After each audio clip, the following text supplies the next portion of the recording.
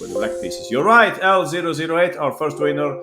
L008 found the right idea here. Despite the fact that black was a pawn down, they actually accepted to trading queens, and they brought the game into an endgame where their active king had a huge importance. All right, JM Chess, you also got it. Amazon, Pando, Carlos, you all found it. That's great work. I see what you mean, Daniel Best. Actually, that's a suggestion from last time. I think I can play Queen B6 there. I don't accept the trade of queens. But I understand, of course, your idea, as well as Anigo, who also played in this way. Aha. So let's see if we can look at this together. Time's up. We have 1, 2, 3, 4, 5 winners.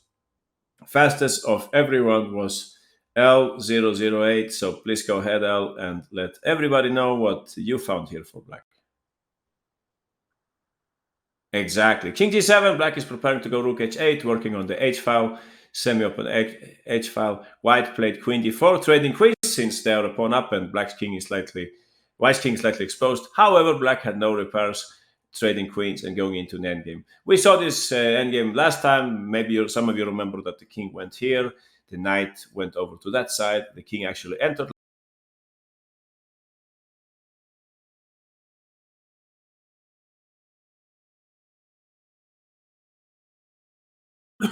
Oh, really? I'm muted? Hold on here. Something happened here. Good now? My mistake. I pressed the wrong button. You might have to turn your camera back. I'm happy to hear that, Greg. I'm happy to hear it. Right. My mistake. Okay. Yeah. Nice to see you, by the way, Greg. Jesse, I saw it. Okay, nice to see you guys also. So, yeah, basically that's what happened last time. We saw this interesting situation. I think it was interesting from the subject of improving the king, but also from the subject of material, because we're used to this principle of not trading queens when we're a material down. But strong players, like in this case, I don't really remember who was playing black in this game.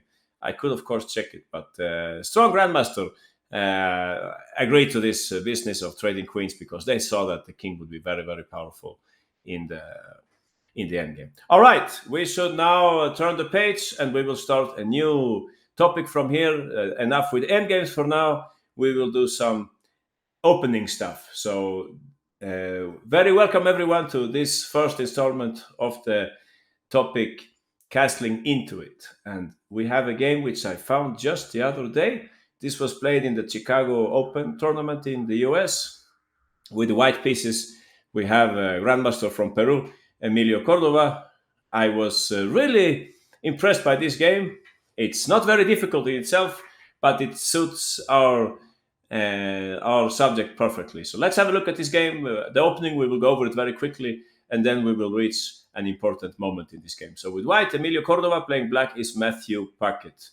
D4, knight f6, bishop g5. Here we have Trompowski's opening. I remember that Greg had an interesting lecture on this opening with black. I don't really remember what was Greg's recommendation with black, but I think it was something based on c5 and playing on the dark squares. However, in this game, black played d5, which I think some people claim it's the best choice against the Trompowski. I'm no expert. I think there are different ways to face this interesting opening.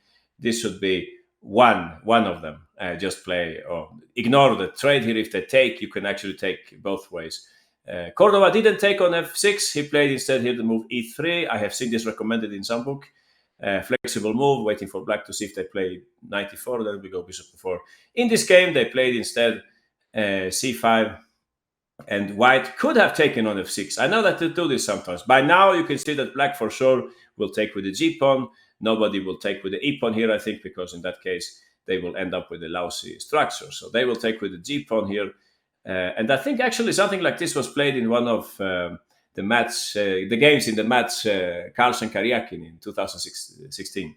They played something like this. So they can take here and black can play e6 or knight c6. And later on, black will pick up this pawn, white will have a slight initiative and so on. However, nothing of this happened in the game because Cordova played in the game knight d2, which I think also from a general perspective, when you're playing a lower rated opponent, this makes a lot of sense. You keep more complexity in the position, you play some standard stuff, and you don't go into long, forced theoretical lines. I think this makes a lot of sense. I perfectly understand Cordoba's choice.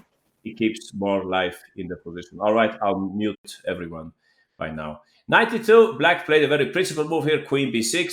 That's definitely not what I would play, but I won't say it's a bad move. It's just not my taste. Other options here, for example, you can take on d4 and play knight c6 and play some kind of Slav structure, right?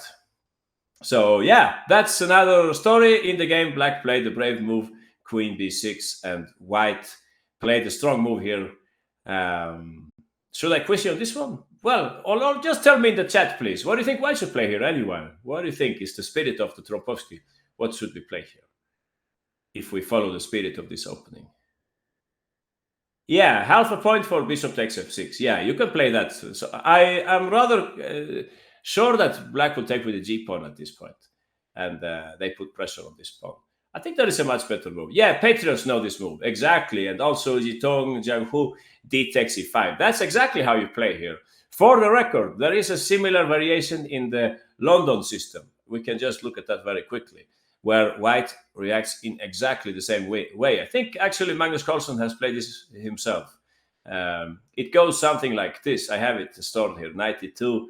Queen b6 is an option for Black here, but here I think Carlsen has shown that White can take on c5. And if Black takes on b2, rook b1, White has a dangerous initiative here with bishop b5 coming up. Of course, Black can take the other pawn, but in that case, I think there is something with c4 going on. So it's good to know a little about everything, right? This is the London, but we are looking at the Tropovsky, but still there are some similar related ideas. So White took on c5 here. Black has to make a choice here.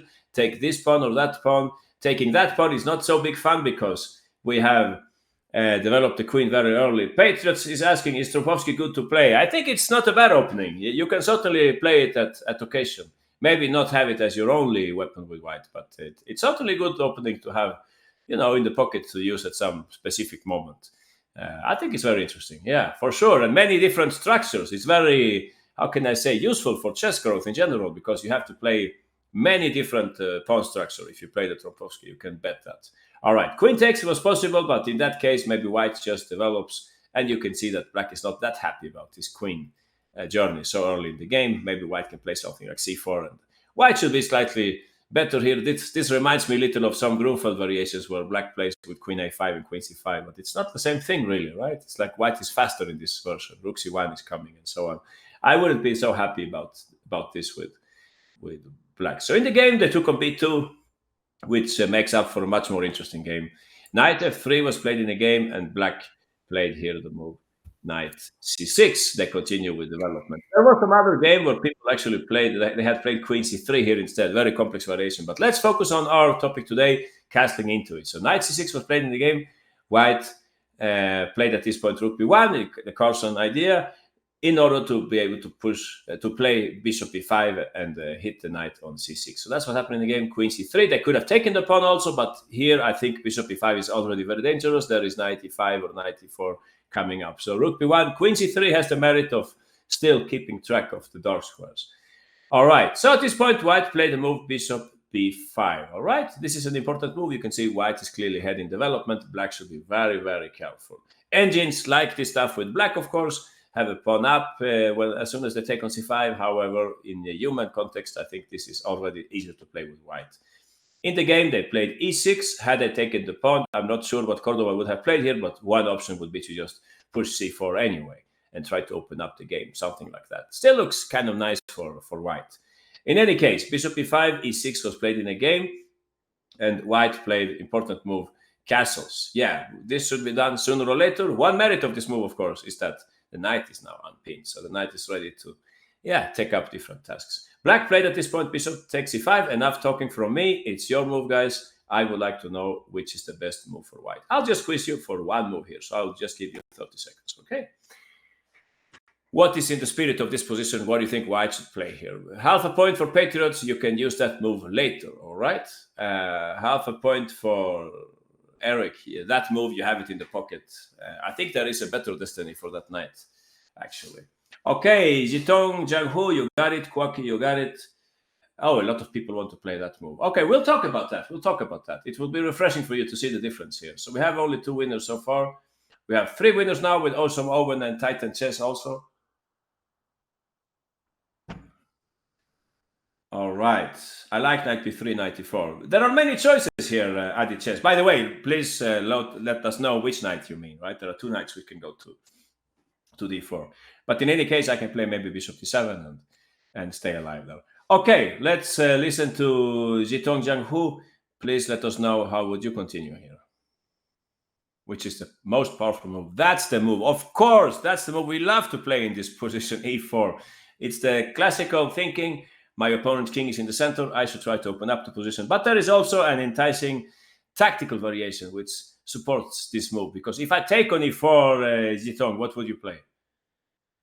Very easy, right? With all our pieces. Well, that's probably a mouse slip, it seems to, right? Aha, you're right. Knight takes e4. Very pretty because black is now faced with many threats at the same time, and they certainly cannot take on e4, right, Jitong? This would be sad end to black's game, early end to black's game. So you can see what's going on here, right? White has a lot of pieces developed.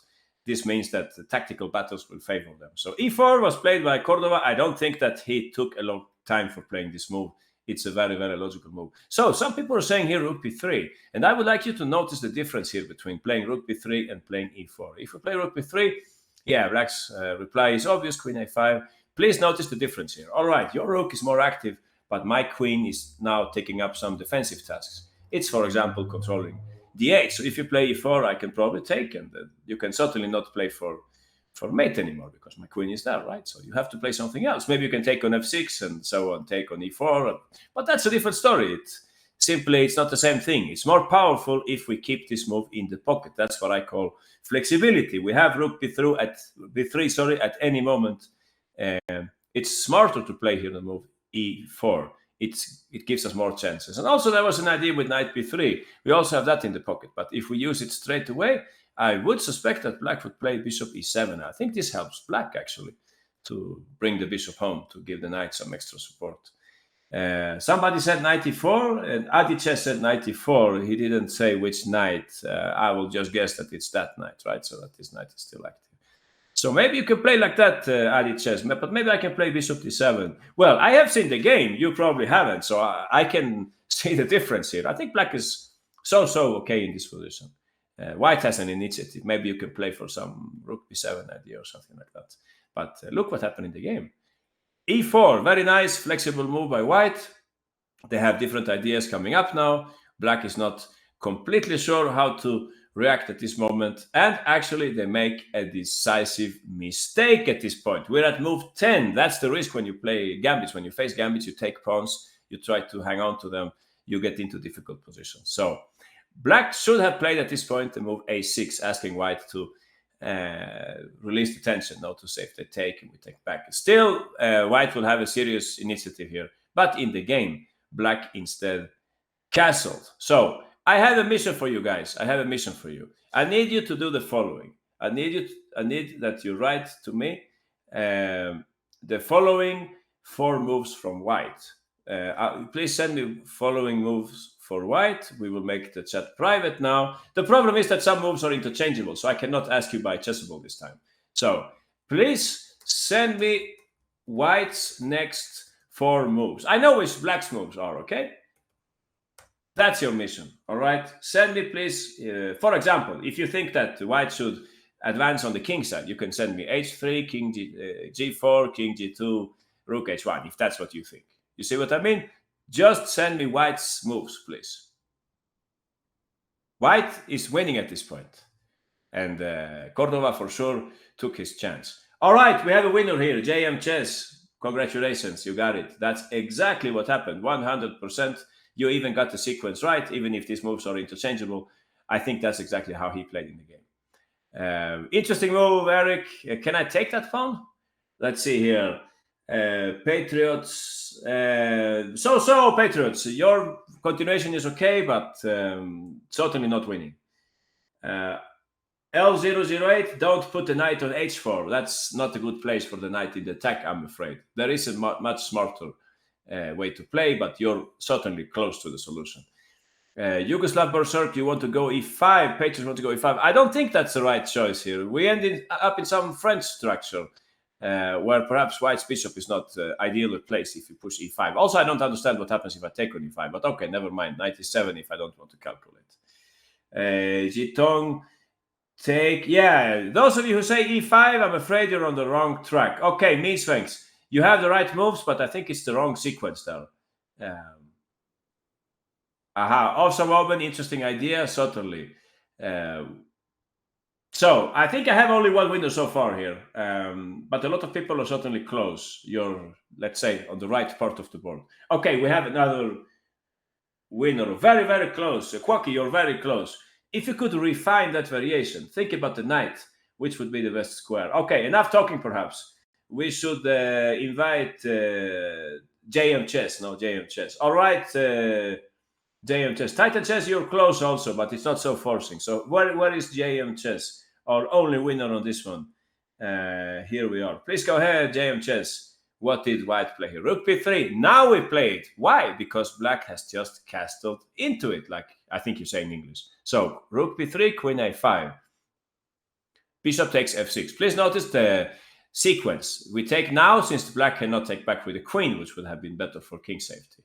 Oh, how did I miss that, says Patriots. I don't know. Chess is like that sometimes, right? It's easy to understand it when we see it, but it's not so easy to find it ourselves. All right, please continue, JM Chess. Bishop takes e6. This is another argument for playing in this way and not with e5, because this bishop, if we go for e5, it should have been placed on d3 instead, right? So we just use this bishop to eliminate one of black's defending pieces, right? B takes, and the last move in the sequence, knight e5. Just for your information, only this move wins for white. All other moves will let black defend, and I will explain to you very soon why is that. So let's see if we understand this. Can you make chat public? Yeah, all right. If you think it's very important, I'll make the chat public. So, okay. Everybody can see what everybody's saying now. So 95, we understand the idea, of course. The rook can now take up tasks in the attack. The queen can do it as well. We have flexibility in the attack, which we like very much. Let's have a look at the most obvious move here. F takes e5. Please continue, JM Chess. How would this continue? Exactly.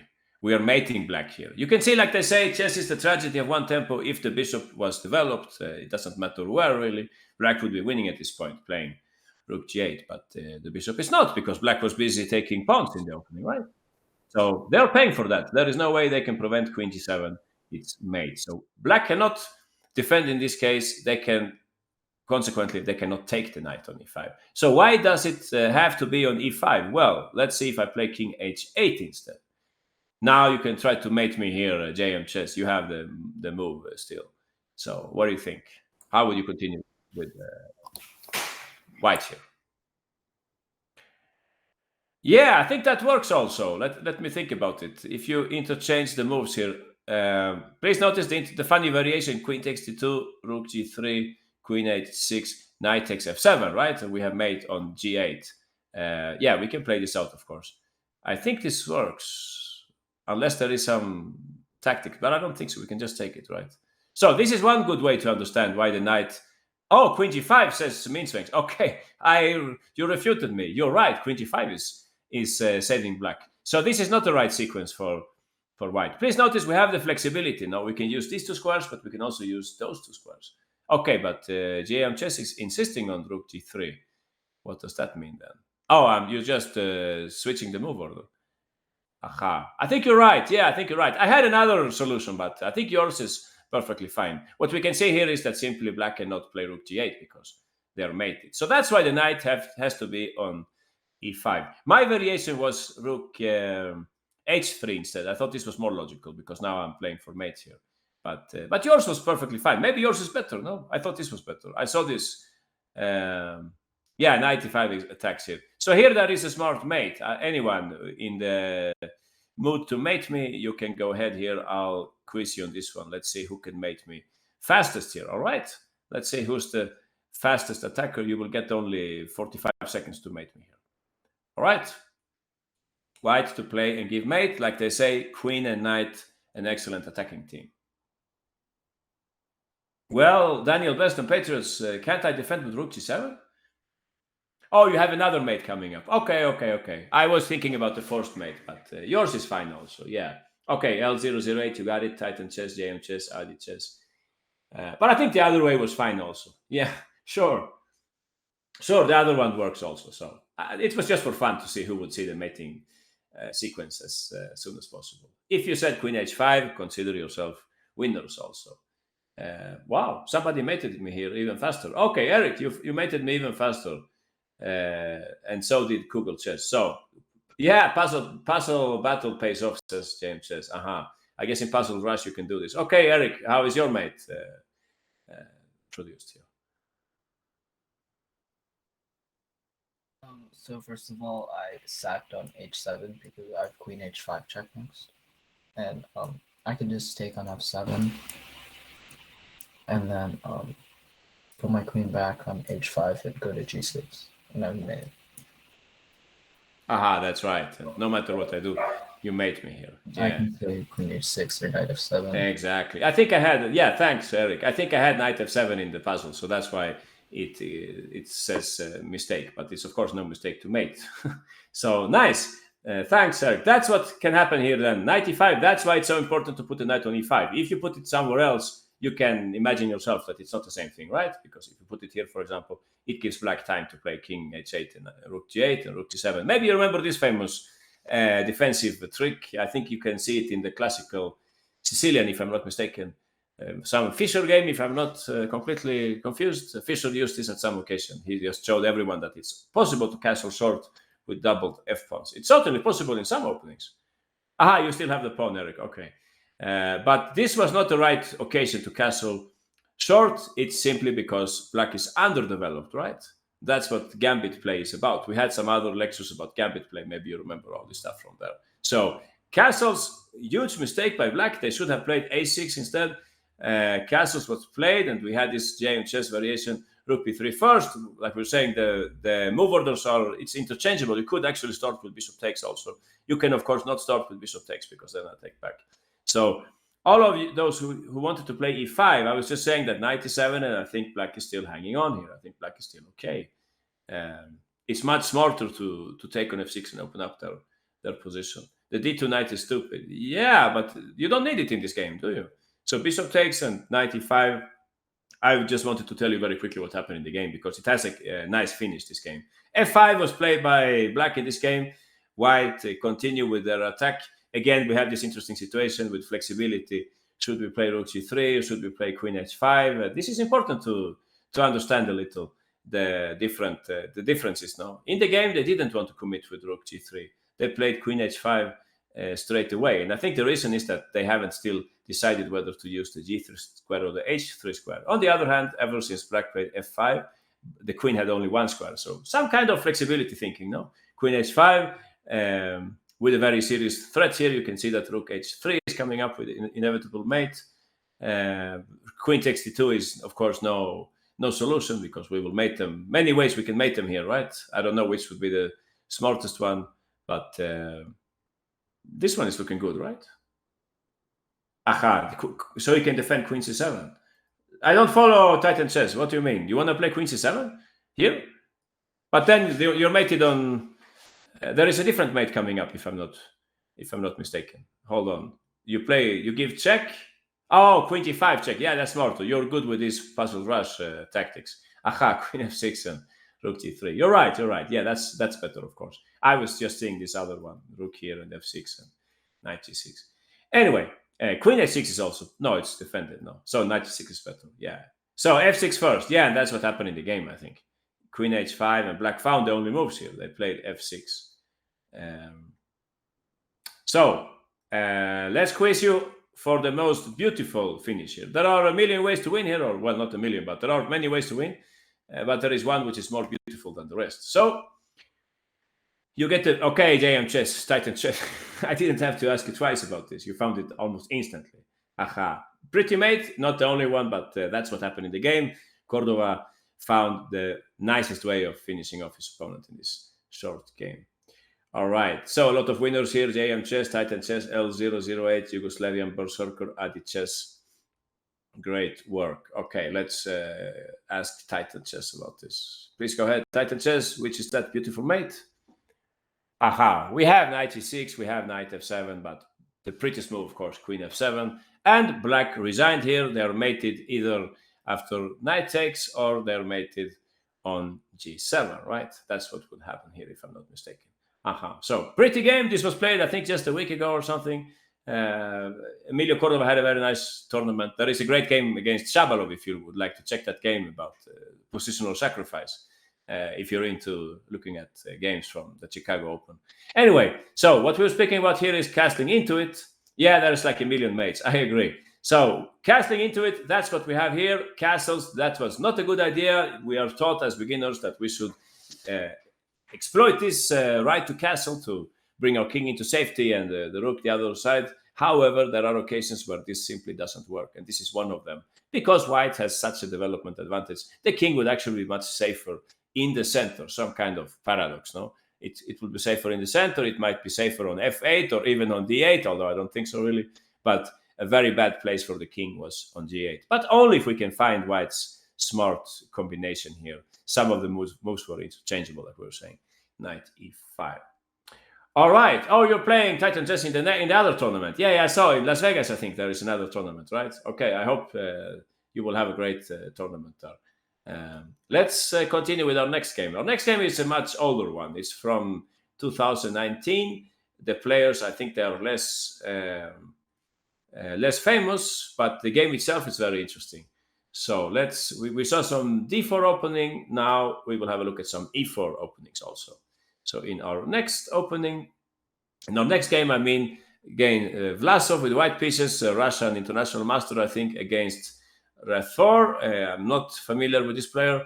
The game starts like this: e4, e5, bishop c4. One of the problems when you play e4, e5, I think, is that there are so many sidelines that you have to keep track of. So if you play e4, e5, make sure to check all those sidelines because there are a lot of tricky sub-variations that you have to know about. But it pays off, of course. This is certainly one of the best choices against e4. So bishop c4, knight f6, d3, and at this point there are of course many ways in which you can play with black. I think the top players in the world, they like to play with c65. Sorry, as far as I know. But in this game, black could also play bishop c5. They could play knight c6.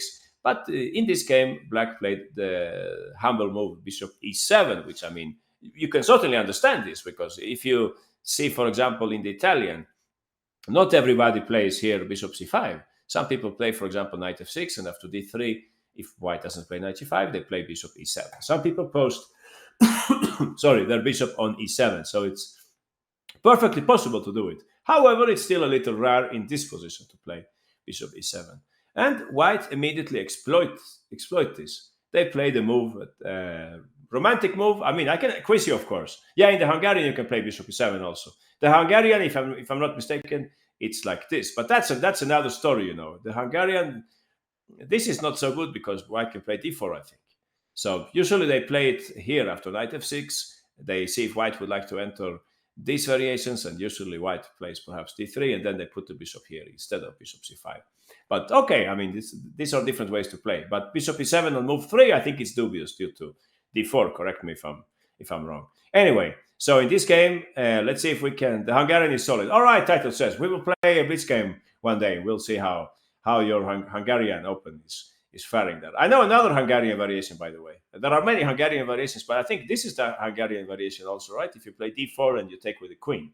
This one is also interesting. It's much more aggressive, but I think also some people call it the Hungarian variation. But okay, we're off topic now. Or g3 is also Hungarian. Yeah, Hungary, I mean, it's a great chess country, so it doesn't surprise that there are so many openings with a Hungarian connection, like the Budapest Gambit and so on. But anyway, enough with geography. Let's continue with the game. Bishop e7. Anyone, can you tell me what might be white's most interesting choice? Not necessarily the best move, but aha, you're right. L008, DM chess, Adi chess, means things. That's exactly what white played. They played f4.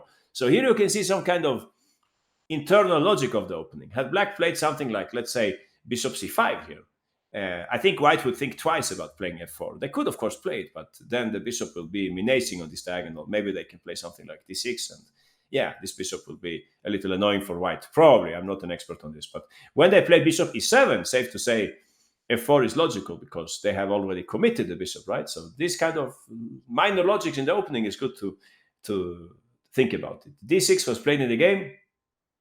Anyone instead of d6, can you think of a more active reply to white's opening? Anyone? d5. I think the same. I think d5 was called for here. It takes, pawn takes. I don't know if white can. Yeah, they can take this pawn, but we can take on d5.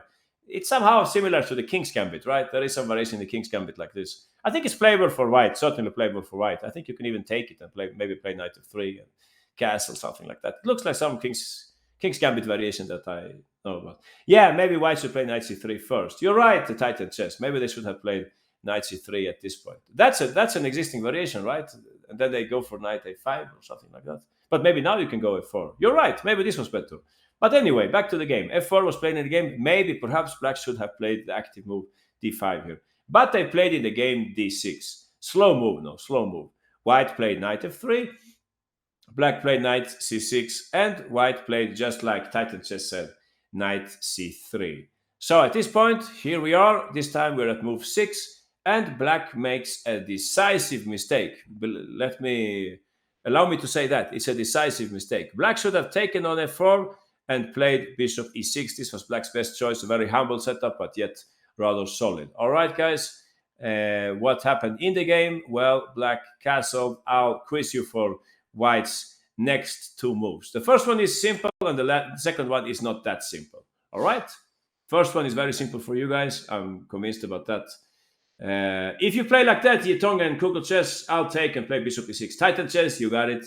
That's exactly what happened. JM Chess, Amazon also found it. That's exactly what happened in the game. Believe me, this is very grim for black. There is no way back. It's a pity that you can be almost lost at move 6. No, that's a tragedy. But okay, we learn from these tragedies, right?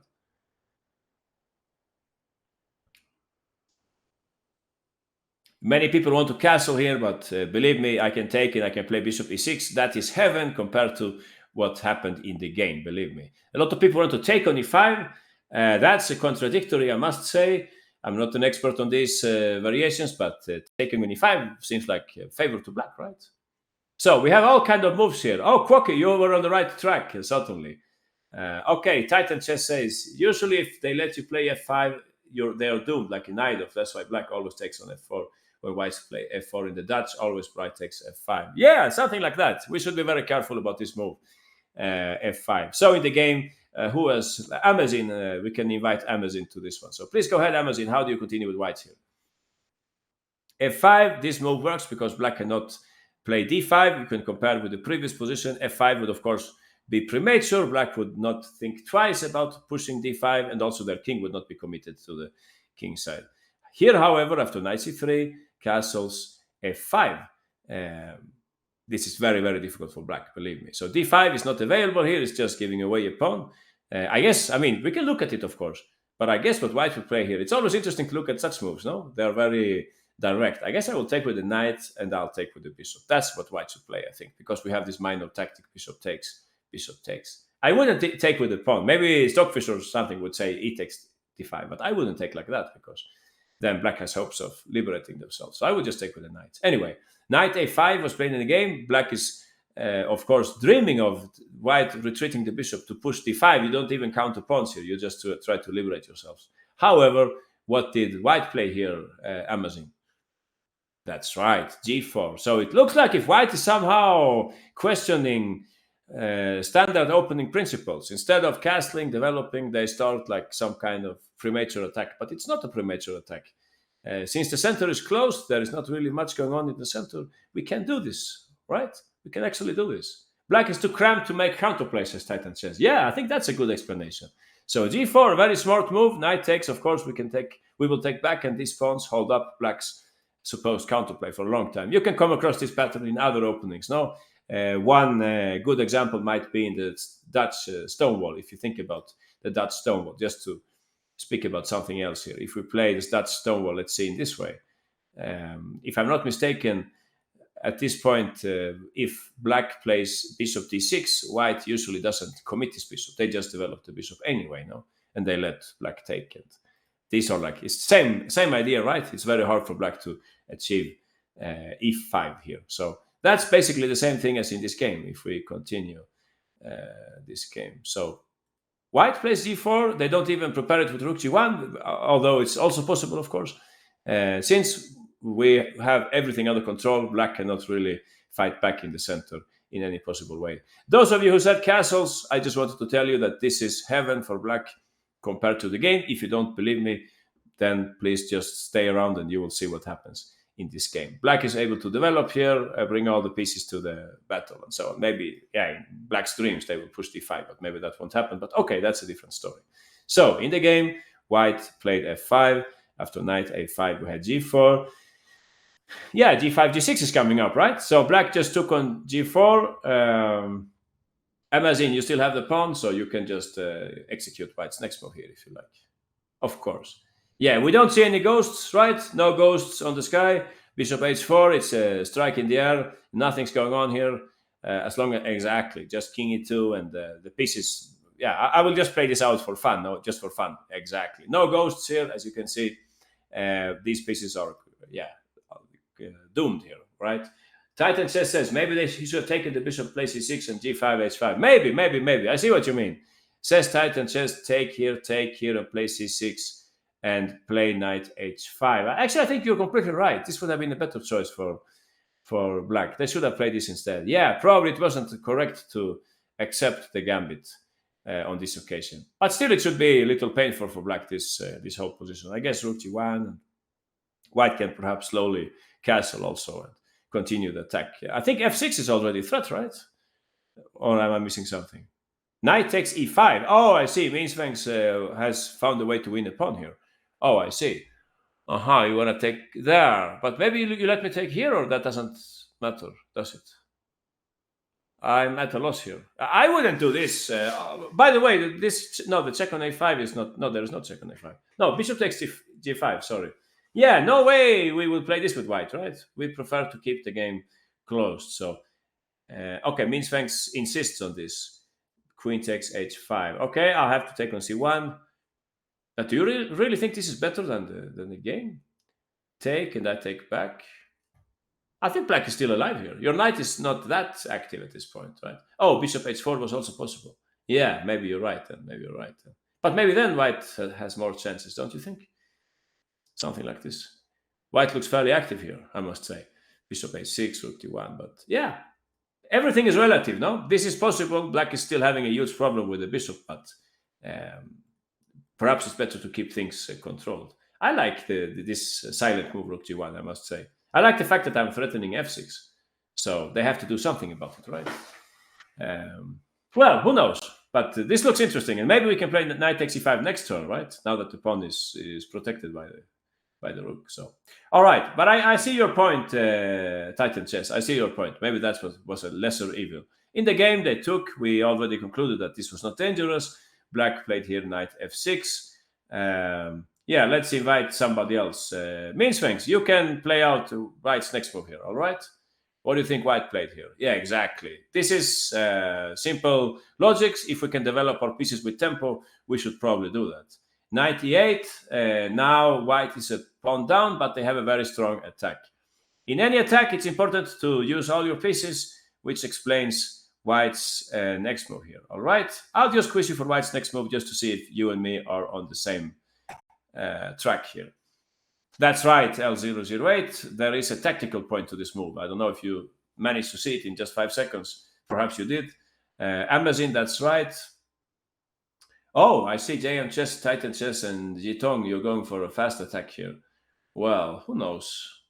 95. Looks a little premature to me, but I might be wrong, of course. 95. What happens with that move? Well, maybe I can take on c4, take on g5. I'm not sure you should trade that knight already. Yeah, that's right, Titan Chess, exactly. All right, Pando, please share with us your move here. Exactly. So this movie can be understood in a few different ways. One of them, of course, to speed up development, castle long, so that the other rook can be brought to the attack. But another more concrete idea is to include the queen already at this point in the attack. The queen could go to g2, but there is another even nicer way of including the queen in the attack. So let's say I play something like c6 here. Can you see the tactical trick here, Pando? Can you see how white wins by force at this point? Aha means thanks. Aha, yeah. Some people saw it already. Exactly.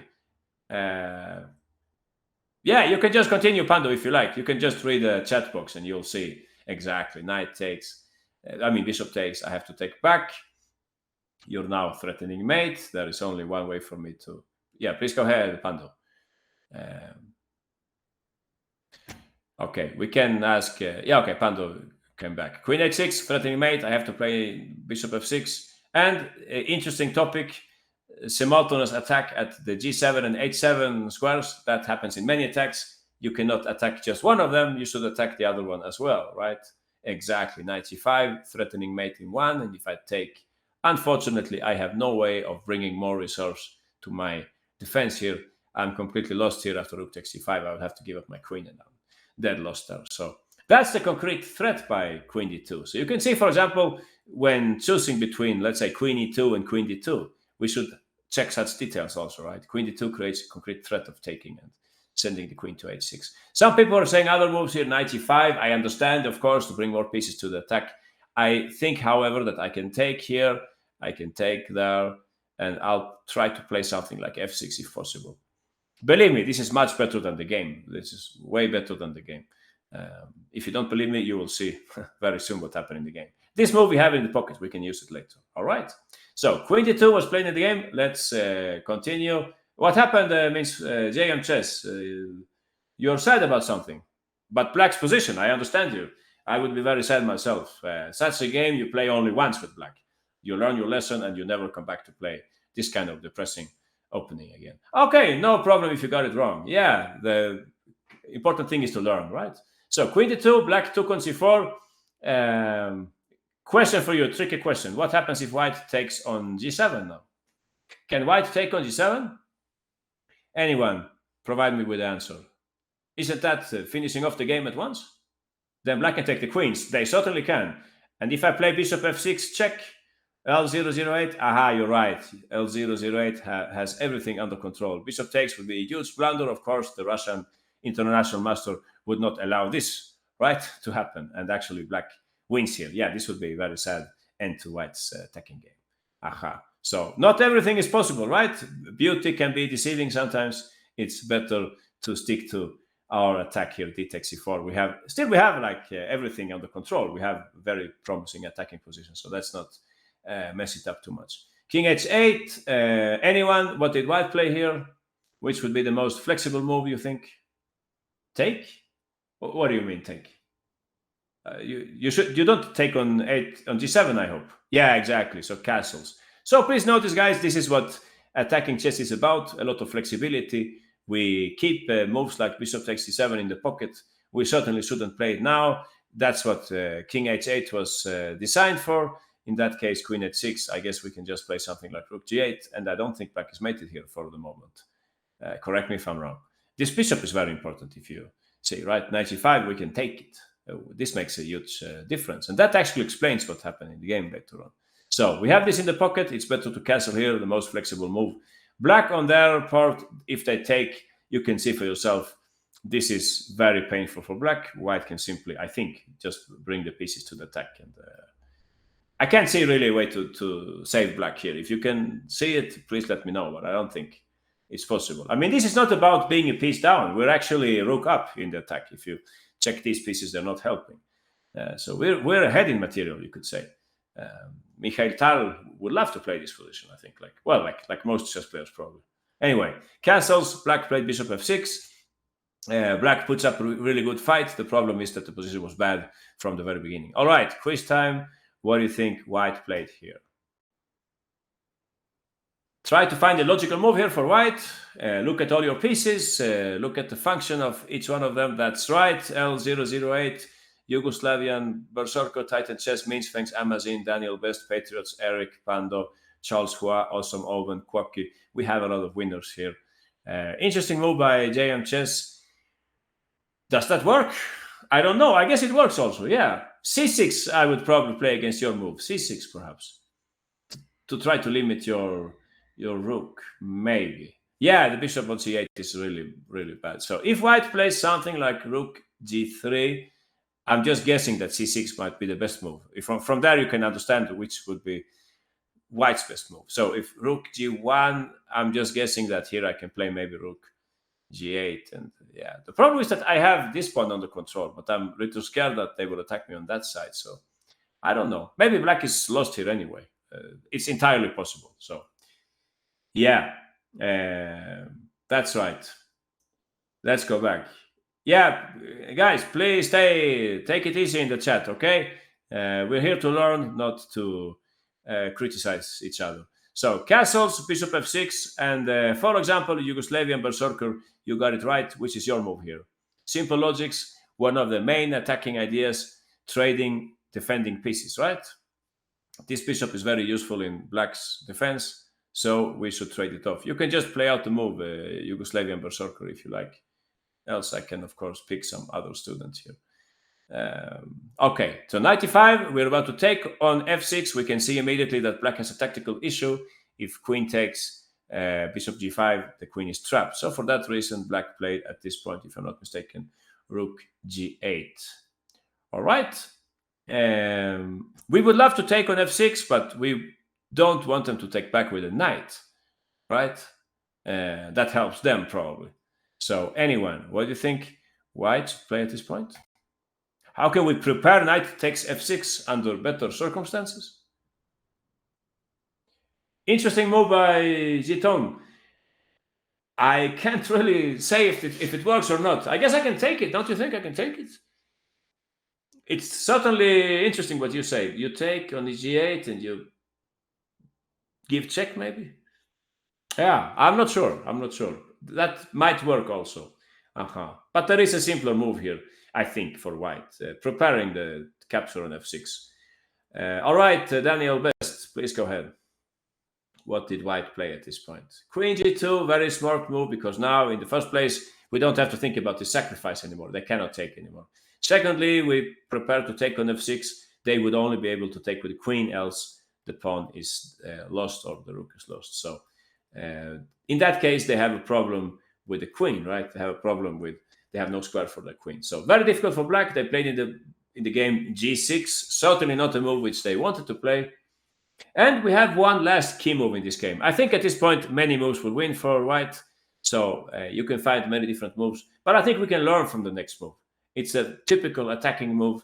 It's what Mikhail Tal would perhaps play also. It's an intuitive move. So I'll quiz you on this one. But don't be angry at me if you played something else. I'm just asking you for a clever attacking move. I'm not saying it's the best move in the position, okay? I see JM Chess and Eric. I see what you mean. I'll take there and I'll play f6, okay? I'll take the knight and I'll play f6. Think about that for a little while. Don't you think we had that in the pocket, maybe? Zitong also. Zitong wants to take on f6. Oh, interesting. I'll take with a... okay, we'll talk about that. Nobody plays the move that international master Vlasov played. Oh, I'm sorry to hear that. But it's because you want to finish off your opponent already. You want to crush them already. But it was possible to play a last preparatory move here. All right, let's see what you're saying here. Some people are saying knight g5. I think this is very important to understand. This is what white is about to play. They're about to play this move, knight g5. However, in this case, if I'm not mistaken, I could play something like this. Are you winning here in some way? Some forced win? Please let me know. I might be missing something. No win, maybe. Yeah, we don't know. At least human-wise, it's not possible to see some clear win here. So that's probably not so convincing. Bishop g5 looks very interesting indeed to attack this bishop. Let's see, what would I play here? Yeah, I mean, I can't let you take here. That pin would be disastrous for me. So I guess I have to take myself. You will take with a knight and you're threatening mate. So can I prevent the mate somehow? Rook g7, funny move, but can I play something else? All right. If you're winning here, let me know. Let me know if white is winning. Let me know how you can win here. Queen d7 says mean swings. Yeah, maybe that's also possible. I just thought I could play like this and play f6 next turn. Rook df1 says Amazon. That's actually the move that we were looking for. So I'll play f6 here. Yeah, I'll never get away with this, right? White has so many pieces in the attack. Black may be okay. I don't know. Probably not, but I'm certainly putting up a fight here. I'm putting up a fight. I'm probably in bad shape, but I can try it. So we should try to find a more clear-cut way, right? So again, we're speaking flexibility in the attack, right? We're speaking flexibility. We had some other moves here. Knight takes f6 also came up. Yeah, I like this move because if bishop takes, this one must be killing for black. So I guess I have to take with the queen then. And I don't know if you can find the first win. Let me know, but I can't say the first win here. I think I'm still so alive with black. So we have all kind of first moves, right? Knight takes f6, knight g5, bishop g5. However, look at black also. What can black do here? Almost the only thing black can do here, if I'm not mistaken, is to play c6. And then we could consider to take. All right? So they don't have many ways to liberate themselves here. And that's what made Mikhail Tal so successful in his attacks, because he would always check what the opponent could do. That was a key to his success as an attacking player. He would think very much about his opponent's chances. And when he could see that the opponent didn't have an obvious way out, he would go for his famous sacrifices, right? So, yeah.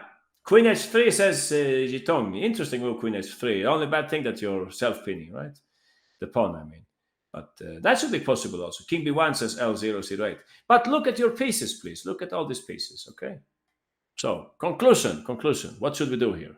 Of course, Amazon, you're right. I don't think the Russian international master took a long time to play this move. It's extremely obvious, isn't it? We have all your ideas. Knight takes f6, knight g5, bishop g5. We have them all coming up. But with the extra plus that the f-file is in our command, how can that be bad? It must be good in some situations. That's why I'm saying it's an intuitive move, right? The last friend to the party, like they say. Rook df1. So that's how the game went. And black is actually completely lost here. In the game, yeah, if c6, there are different ways to win. Anyone, just write in the chat. Can you figure one way to profit from the presence of the rook on the f-file? Knight takes f6 says Jitong. All right, I think that works also. Queen takes, and it must be good for something, right? This control of the f-file. F takes, and yeah, I think that's right. And knight g5, this would be winning. No matter how they take back, I think we can play knight g5. It's easy to see now that the rook is very useful. We should be very close to winning here, right? Knight takes f6, queen takes f6, f takes g6. Yeah, that's what we were saying, right? Take and play knight g5. I had a look at another variation when I saw this game. I thought what Awesome Owen is saying. Okay, Awesome Owen, please go ahead. Show us your variation. I think that's the nicest variation, the one that Awesome Owen has prepared. So please go ahead. And Jitong also has this variation, I think. So remember, Awesome Owen, what you said? Yeah, exactly, 95. I think this is the prettiest way to continue here. So we're attacking this pawn. So if they take, please go ahead. Awesome Owen, remember that you have so many pieces in the attack that things will end up in a good way. Don't worry. Go for it, Awesome Owen. Exactly. We take. Black is probably, we have some threats like knight f6 coming up also, so they have to play f6. And here, like I'm saying, the fact that we have so many pieces in the attack will help us in the end. So exactly, Jitong. We take on f6. Thanks to this rook, we can now work on this pin. Our next move is very obvious, right? Awesome Owen, we're waiting. Come on. Exactly. The usual story, black is one defender down. They needed to have this rook in the battle, then it would be a different story. Here, the black queen, ultimately, it will be overloaded to two defensive tasks. Exactly, we can just take on f6. With the bishop or with the rook, I think it does the same, but we can take with the rook, of course. And black is dead lost here. Again, tragedy of one tempo, right? If the bishop was out, black would win at this point, but it's not. So it's white who is mating in the end, exactly. So that's why such moves are so good in attacking chess, right? Moves like rook df1. But it has to do with also understanding what our opponent has up their mind. I mean, if they had the pawns, let's say the pawns were already around here, they're attacking us, of course, then we have to play quickly and so on. But here there is no real threat for black. So we take our time and we build up our attack in a methodical way. All right, the rest of the game is not so interesting. They played here bishop g7, and white finally capitalized on this. They could play in different ways here, but in the game they played bishop g5.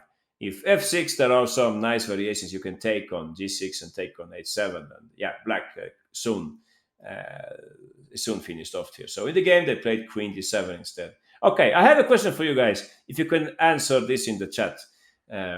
Should white play f6 or should I play f takes g6? In general terms, what do you think? Is it better to take or it's better to advance the pawn? If you can give me some explanation, that's great. Else it's just like 50% chance, right? So give me some explanation, some justification, please.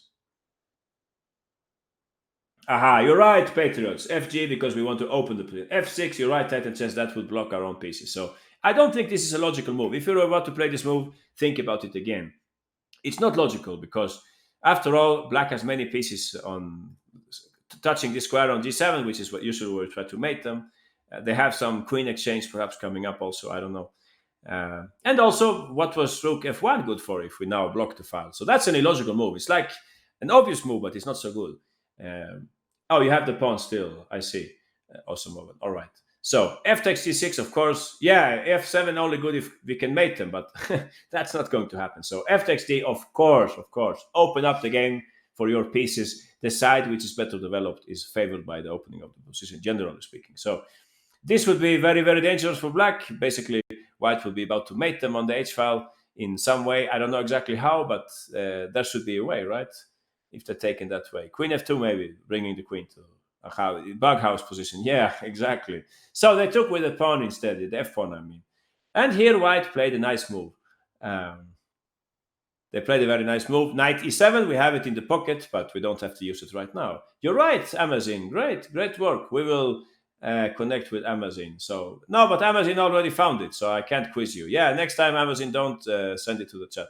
Knight h4, very smart move because not only are we clearing the f file, we're also preparing at some point knight takes g6. I mean, the topic of today is castling into it, right? Imagine the black king was castled long instead. Would be a different story, right? So the problem with all this is that they decided the fate of their king too early now. Knight h4, queen h3. Of course, Amazon, we won't. No, Rathor did not resign yet. We don't trade queens, right, Amazon? No. Okay, but please play a move then. Aha, queen f2, keeping the tension and so on. Now there is an idea of knight e7, take and take coming up, right? So black had to play here the move bishop d7. And here we have an interesting moment because in the previous game, if you remember, if we go back to the previous game, let's see if I can do this. In the previous game, we had, yeah, this is the Cordova's game, right? If we go back to Cordova's game, we had a moment in this game, this moment. So, no, sorry, let's go ahead a little here. So, some people, I question this one, right? Some people are saying e4, the right move, right? Knight b3 and rook b3. So, if you look at it from this perspective, if you play rook b3 here, you're activating a rook, but you're also helping me to use my queen in the defense, right? So this is a move that we have in the pocket. We can use it, but maybe not exactly at this moment. We can maybe use it at a later moment. All right, think about this, and now we go back to our example. So let's see, we're at the end of the story here. We have this position, right? So it's almost the same thing. You might think of playing here rook g3, attacking the queen. However, in that case, black is very happy to go back with the queen, because the queen is actually better placed at e6. It's doing some defensive functions there. So anyway, what do you think white should play here? I'll quiz you on this one, okay? I'll quiz you on this one. And try to finish off quickly the game. Prettily the game, please. Yeah, 1 minute, try to finish off black in a pretty way, okay?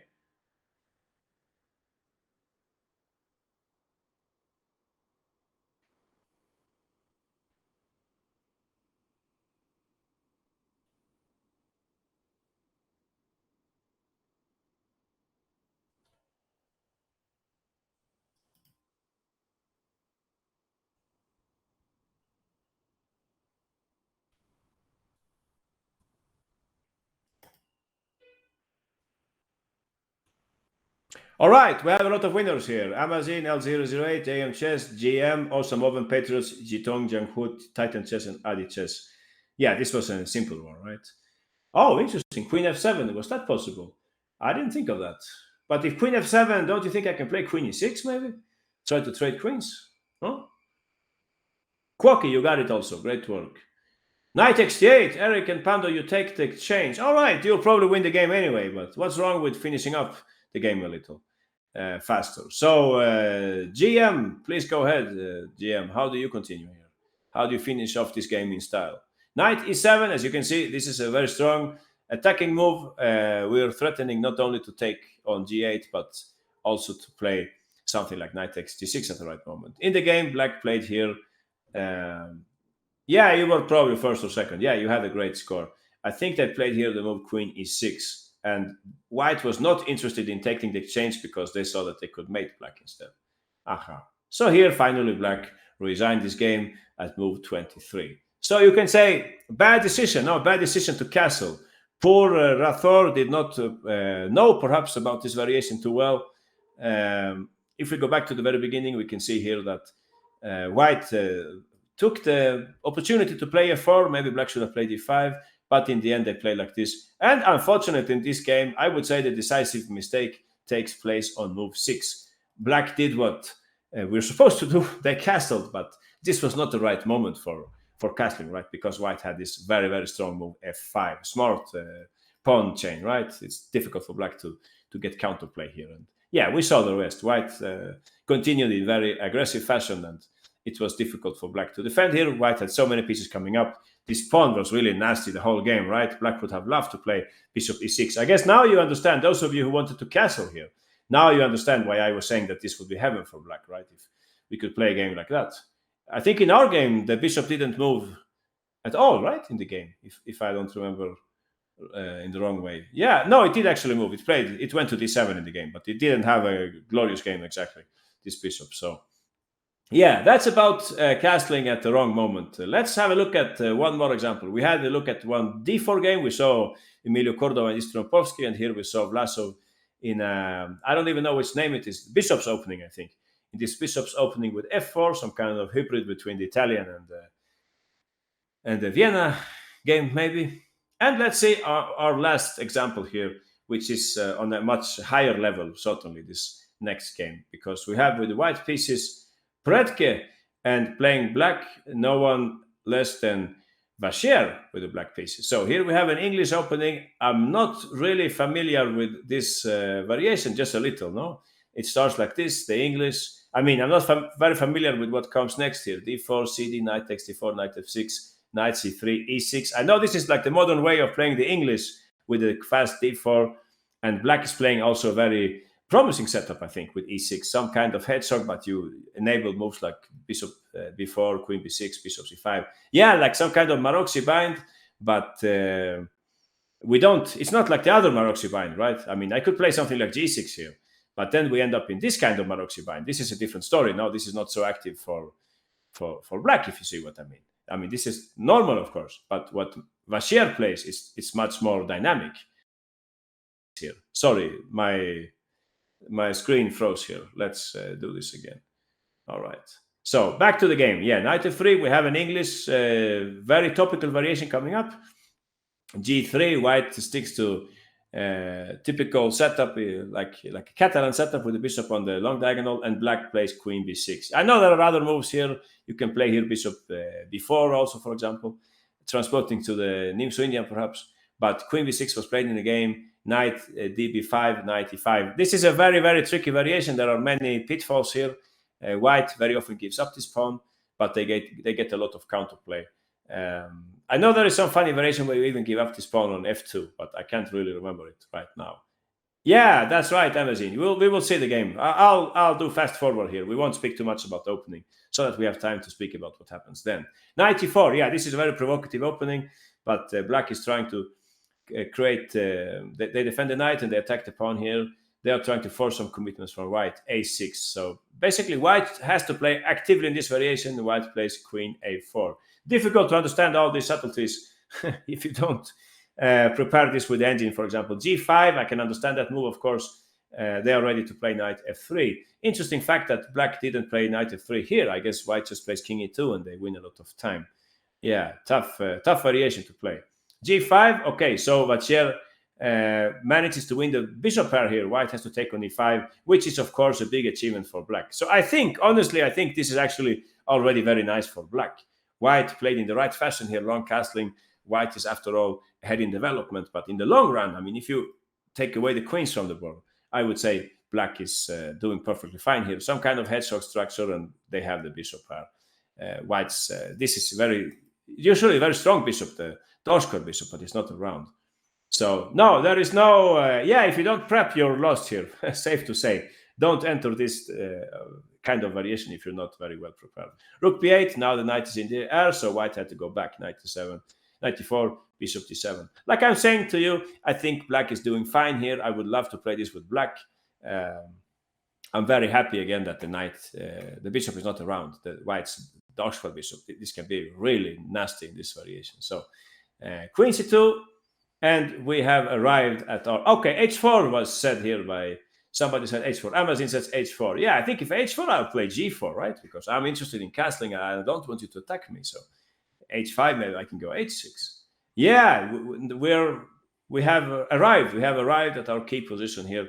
Queen c2, and at this moment, black could have continued with the hedgehog policy here. Queen c7, for example, attacking this pawn, and perhaps getting ready to play b6, bishop e7, keeping the king in the center a little longer. All right. However, in the game, as you have already suspected, black played the move castles. All right. I'll quiz you for white's continuation here. I'll quiz you only for the next two moves. Don't write in the chat, Amazon, please. Don't spoil the fun for the rest. Try to find a fantastic way in which Pretke continue here. You got it, Titan chess. That's exactly what happened in the game. Very, very smart way of playing by white. Beware that there is probably only one way in which you can punish Vachier for this castling decision. So, I mean, from this example, we can learn that even the world's best players like Maxime Vachier-Lagrave can sometimes make mistakes of this type, castling into it. I see what you mean, L008, GM, Amazon, means thanks Pando, awesome, Oven, Giton, Kwaki, Daniel, Best, but I will not take that pawn. I won't take it. I'll play knight g4 instead, I think. All right. Only Titan Chess has found this.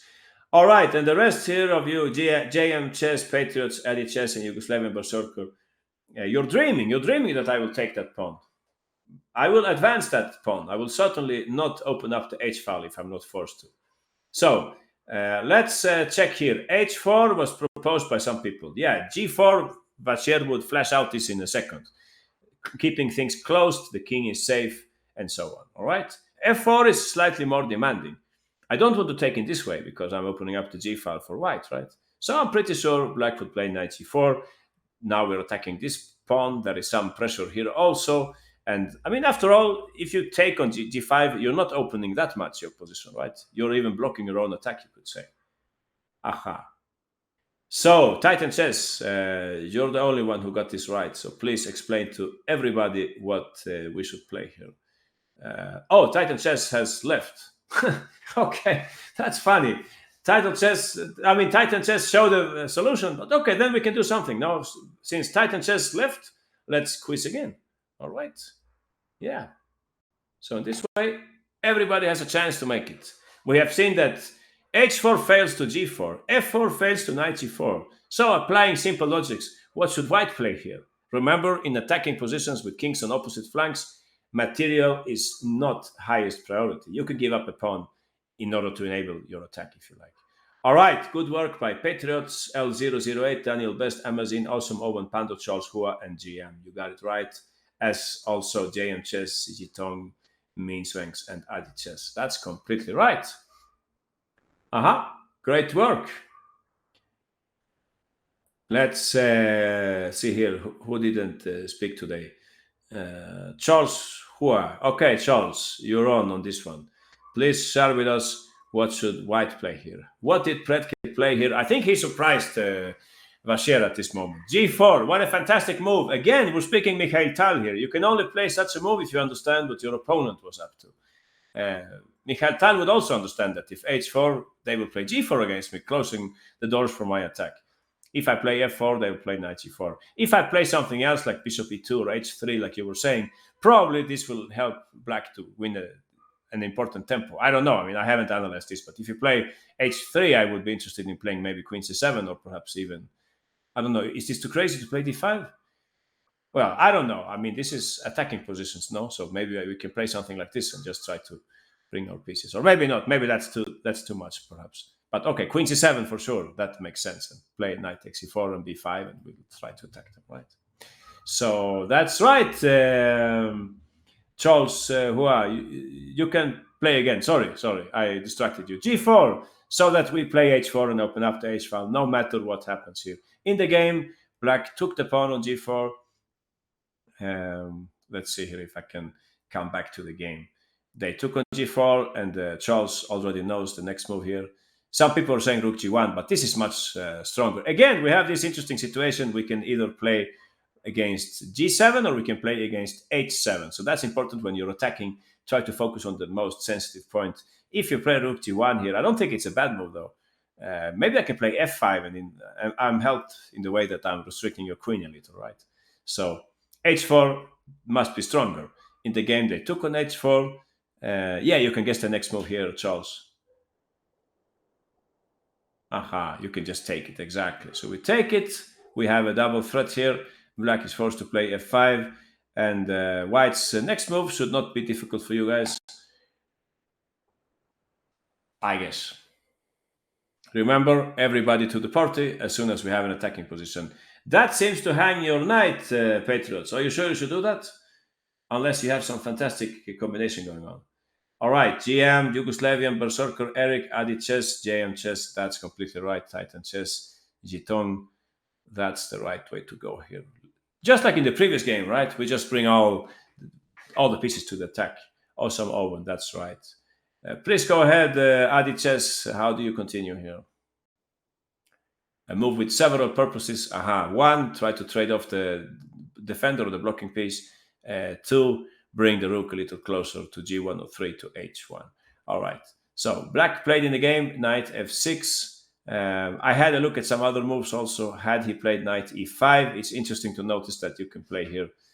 Well, white's next move is not difficult, right? Adi Chess, what would you play here? Well, we have a choice, certainly. No, we certainly have a choice. Let's say this exactly. So let's say this bishop is actually very important for black. So you can guess for yourself what white should play here. Yeah, this should not be difficult. You can play that also. Yeah, sure. But rook takes h6, as Titan Chess says. All right, Titan Chess, we'll connect you at this moment. I saw you left, but you're back now. So please go ahead, Titan Chess. Let's see if you can see the whole combination here. So the next move is very pretty. Hint, look at the whole board, please. Okay, not only this tiny part of the board. If you look at the whole board, you will find a very strong move here, Titan Chess. I think. Exactly, bravo. That's a nice move. You can see we have a pin. Usually pins take place on files, but they can also take place on ranks. So 95, queen a5, and if we find a move here which combines attack and defense, which move would that be, Titan Chess? Oh, b4. Yeah, maybe you can play b4 also. Yeah, I don't know. Queen a3, and can I take your rook, or is there something bad happening to me here? I don't know. I wouldn't give away the rook, though. No, I'm just saying, the king is already stuck. Exactly. We play rook h1. It's very hard for black to defend here. If I take the pawn, I think this is just the end of it. Exactly. We have too many pieces here. It's like in the previous game, right? These pieces are stuck. They're not working. So this must be over here, even if white is a piece down at this moment. Many threats here at this point.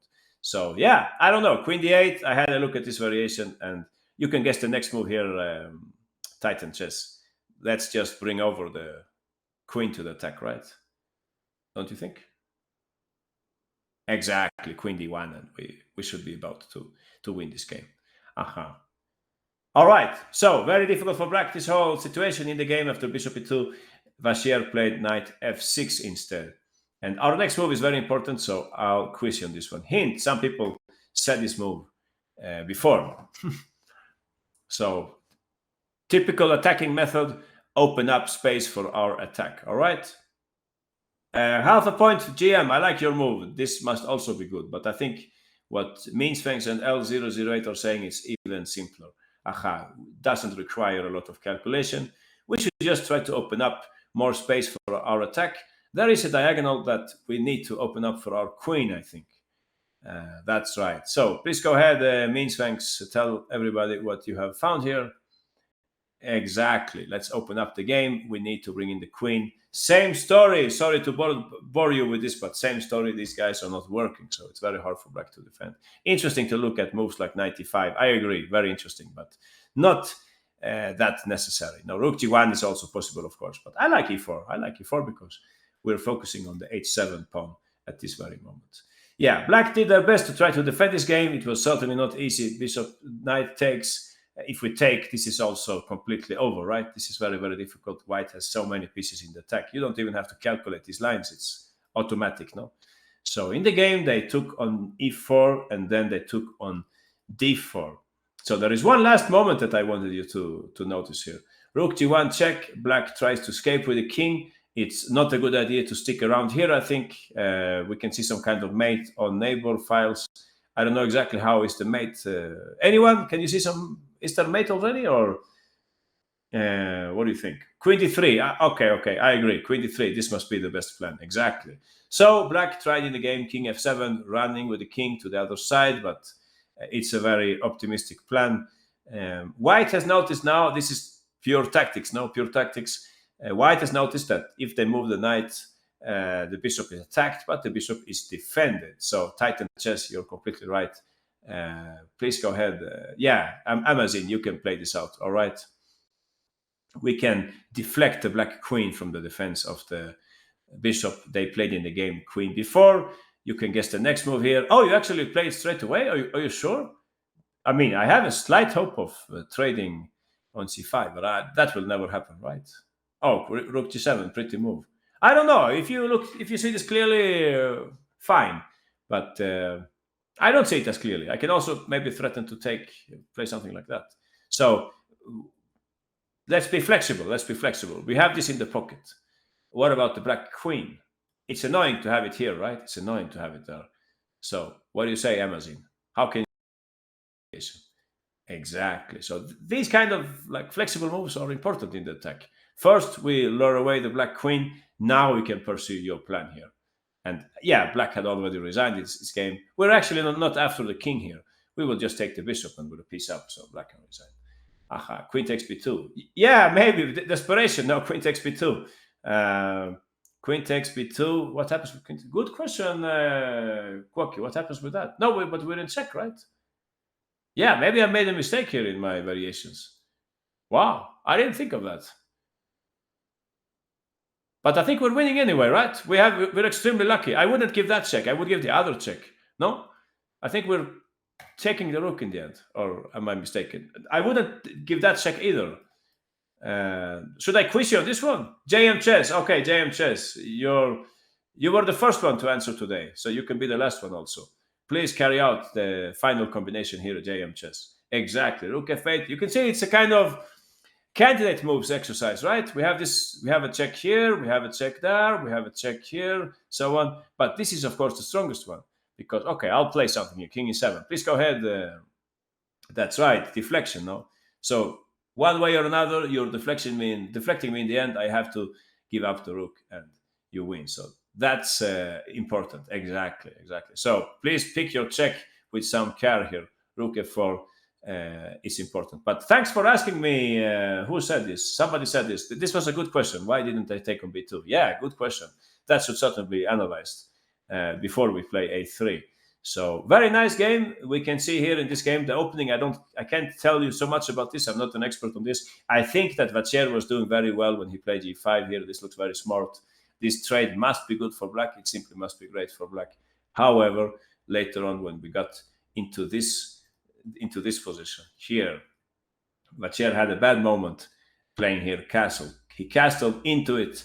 It was possible to play in some other way, queen c7 maybe we were saying, or I don't know if there is some other move, maybe d6 simply. However, it was a very, very bad idea to castle because white found this fantastic move Anyone? You remember what did white play here?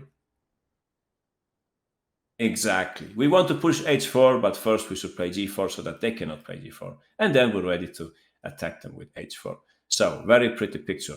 I guess that's it for today, guys. So, please be careful with castling in your games. We will continue this topic next time. Thanks a lot. Thanks to Greg Shahadi at USCS. Thanks also to Chess Dojo, to Chessable.